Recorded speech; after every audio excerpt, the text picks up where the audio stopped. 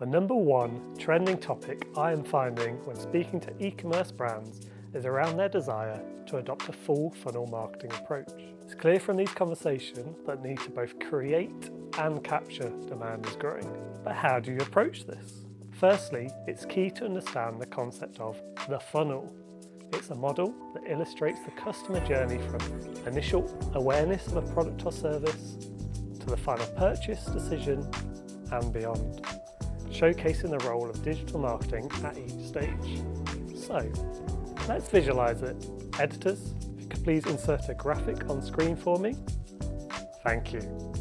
Now, top of the funnel, you have the awareness stage.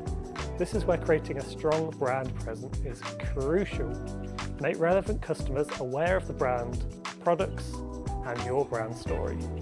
Next up is the consideration stage, where you aim to be part of your target consumer's consideration set, communicating your USPs and differentiation in the market and to competitors.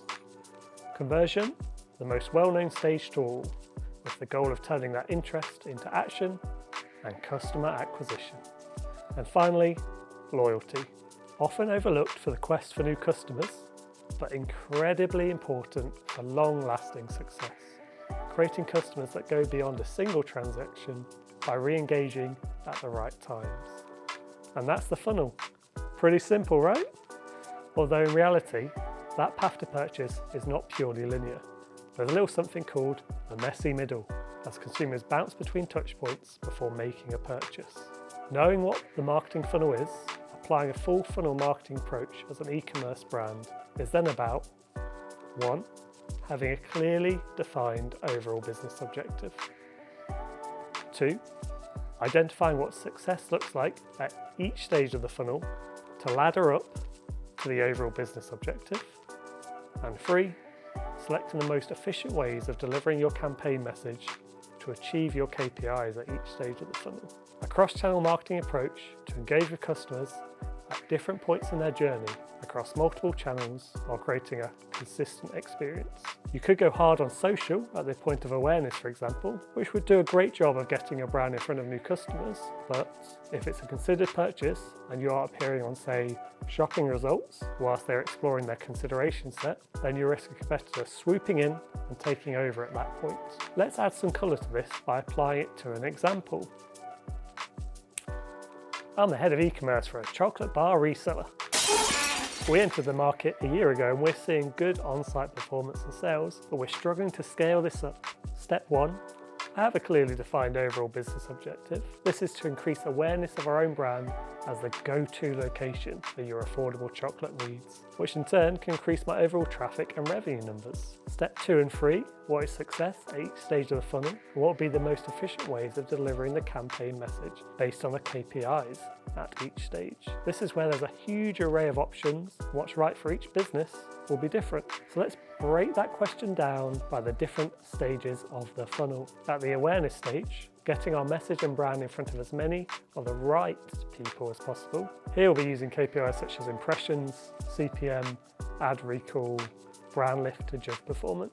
What would be the most cost-effective method of getting as many eyeballs on our brand and story as possible? Marketing channels we're considering would be paid social, demand gen, programmatic, video advertising, and content marketing. At the consideration stage, it's all about having those users in the market for chocolate bars to consider us as an option for purchase. KPIs such as sessions, CPC, add to carts, time on site, and bounce rate may be used to judge performance. Here, the most effective method could include generic paid search, PMAX, or advantage shopping plus campaigns.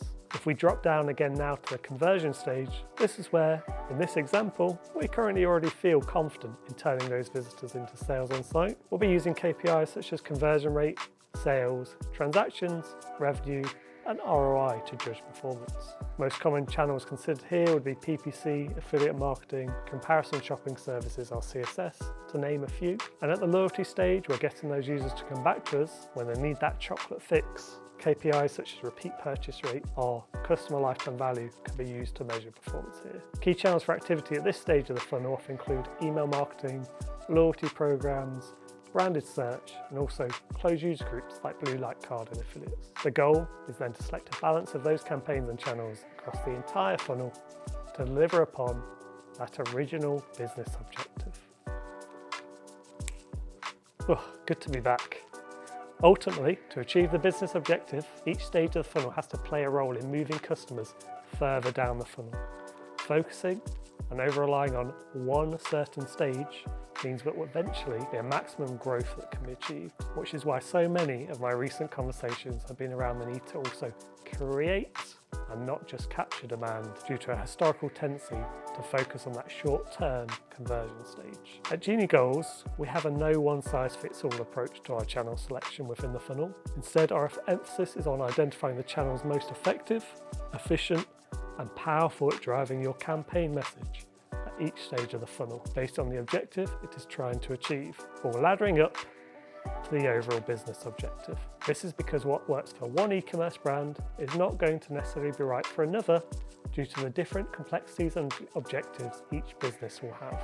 In a time where competition is fierce and consumer expectations are high, adopting a full funnel approach is becoming more than just a strategy and instead almost a necessity. It allows for a holistic view of the customer journey, balancing the need to create demand while efficiently capturing it. Yet, it is a tricky feat when balancing budgets and short-term result requirements. If you're interested in finding out more about how Genie Goals can support you with your full funnel marketing and those challenges, get in touch at hello@geniegoals.co.uk.